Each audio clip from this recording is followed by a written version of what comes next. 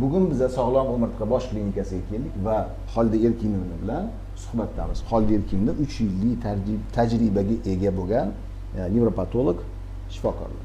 Assalomu alaykum. Assalomu alaykum. Xolida Erkinova, siz sizga kelgan patsientlarga nima muolaja ko'rsatasiz? Asosan men bemorlarga igloterapiya muolajasini olib boraman.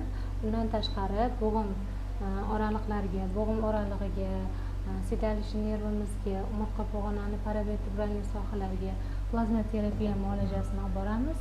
Undan tashqari bo'g'im sohasiga ozonoterapiya muolajasini hozirda yengillik qilib qo'shganmiz. Asosan igloterapiya muolajasida grija, bizning klinikamiz grijaga mo'ljallangan bo'lgani uchun hamma fizioterapiya muolajalarimiz asnovamiz ilon zahri bilan lecheniya qilamiz.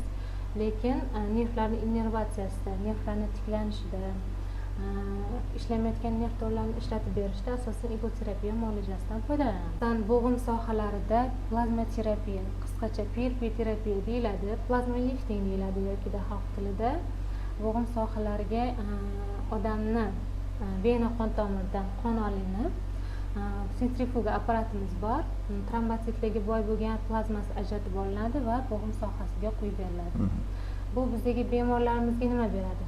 Artroz holatlarida birinchi, ikkinchi stepen tizza bo'g'imi artrozi, toz bo'g'imi artrozi, yelka bo'g'imi artrozlarida juda ham yaxshi foyda beradi. Bundan tashqari meniskopatiya bo'ladi bo'g'imlarda, unga ham zo'r.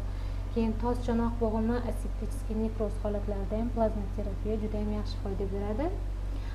Hozirgi kunda plazma terapiya bilan birgalikda ozonoterapiya muolajasini ham bo'g'im sohasiga yangilik sifatida qo'shganmiz. Bu ham juda yaxshi natija berib bormoqda. Demak, sizlar jarrohlik xatti-harakatliga nihoyatda qarshisizlar. Qarshimiz. Biz grija sohasida ham jarrohlikka qarshimiz.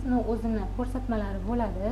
Operatsiya holatlariga ham iloji boricha operatsiyasiz lecheniya qilishga, bo'g'im sohalarida ham, grija sohasida, umurtqa pog'onasi sohasida ham asosan operatsiyasiz lecheniya olib boramiz. Mana boya bemorlarimizga siz shaxsan o'zingiz olib nini qo'ydingiz.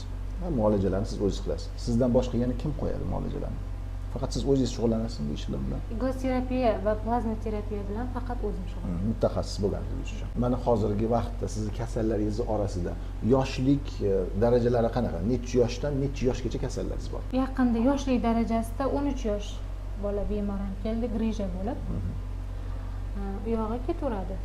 75-80 yoshli bemorlarimiz ham bor. Lecheniya olib, yaxshi natijalarga erishgan.